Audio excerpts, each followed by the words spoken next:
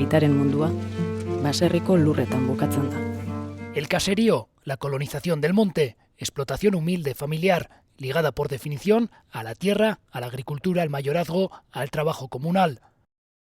Hoy, muchos de los baserris que vemos desde la carretera son otra cosa. Ha cambiado, sí. Entonces malamente, pero teniendo 6 o 8 vacas se sacaba con el jornal de la fábrica.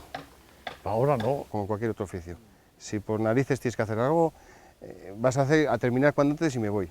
Y con el ganado no es así. A mí nunca me ha tirado. Yo desde pequeño andaba aquí, decidí un día irme a trabajar donde estoy ahora.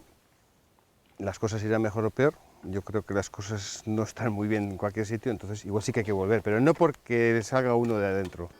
Esa realidad tras nuestros baserris brota también si miramos a la estadística. En los últimos 25 años, por ejemplo, el número de explotaciones ganaderas ha descendido un 63%. De ser casi 43.000, han pasado a ser apenas 16.000.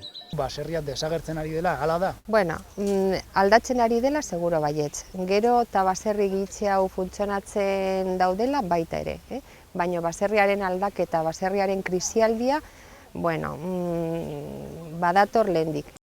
La tierra tiene un precio especulativo que no es el precio agrario real. Para una persona joven que quiere introducirse en el sector, probablemente ese va a ser su principal cuello de botella.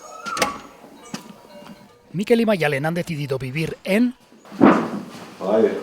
y del baserri. Lehenako baserria eta lehenako bizimodu oso diferentia da. Jentia bizizan baserritik. 12 lagun behoseme, 12 baina dara baserritik bizizian. Eta igual gazte batzu be, baserri igual fango die bizitzea, baina azkenean arditetik bizi ez. Azka, torri! Ez zamurra ez da. Adibidez, gu hauze mura, alkilerrian dago hauze mura, bueno. Go aldozu jare, baina azte maza pabila egin, horri danak buelta egun orduko. Eta hemen dauz, kampaina niñako gaztak. Nik ustot, azkenean baserritik bizi behozu, o pentsabiozu gazta askoin eta dana saldu, zati ez nire salduta ez dau, presio ez dau muten.